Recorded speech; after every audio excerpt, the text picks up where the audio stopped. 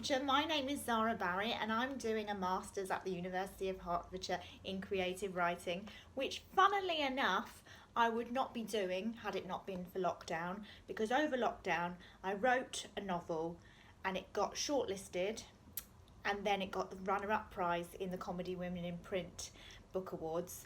And my prize was my master's degree at the University of Hertfordshire. So lockdown inspired me very much to do writing and editing of my book, and maybe wouldn't have been as productive had it not been lockdown. I don't know, who knows. But I'm here to read you a little extract from my book, which is about a single woman who gets a robot boyfriend, but only because people are putting pressure on her to not be single. So she's like, I'll just get a robot boyfriend to shut people up.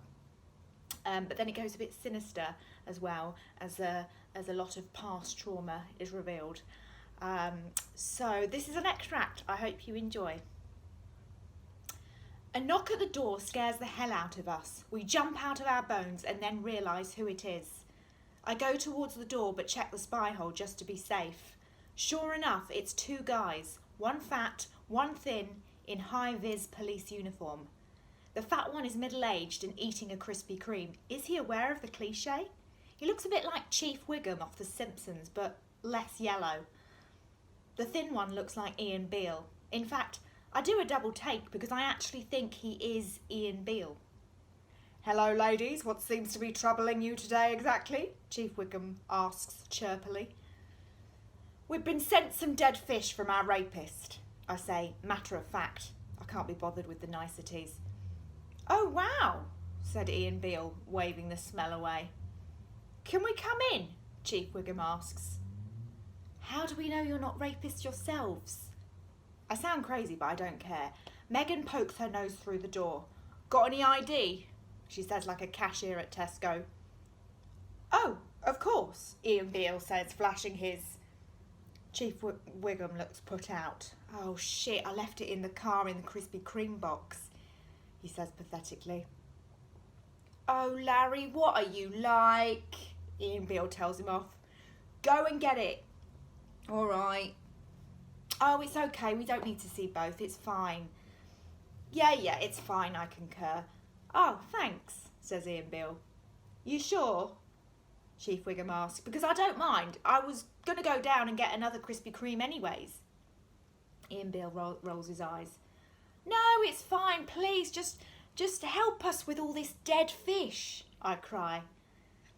Ian Beale and Chief Wiggum walk into the living room and immediately start gagging.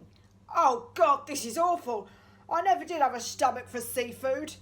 Ian Beale croaks away. Seafood? This isn't a dodgy Deliveroo order. This was sent by our rapist to scare us out of giving evidence in court next week, I cry. Ian Beale gets his notebook out of his pocket to check. Oh yeah, I've got 2 girls, dead fish, Me Too court case, imminent, he says, as if he's just guessed at Cluedo. Well done, Hercule Poirot, well done, Megan says sarcastically. Megan and I are getting angrier and angrier. I mean, who are these guys, men or mice? Chief Wiggum is perched on our sofa with his chin in the air, looking like he's having a particularly deep thought. It's herring, he says randomly. Herring, he says again. What does it matter? Megan asks. Well, herring isn't available at any of the major supermarkets. Tesco, Sainsbury's, Waitrose, Morrison's. Nah, you ain't going to get herring in one of those places, he says, shaking his head. What?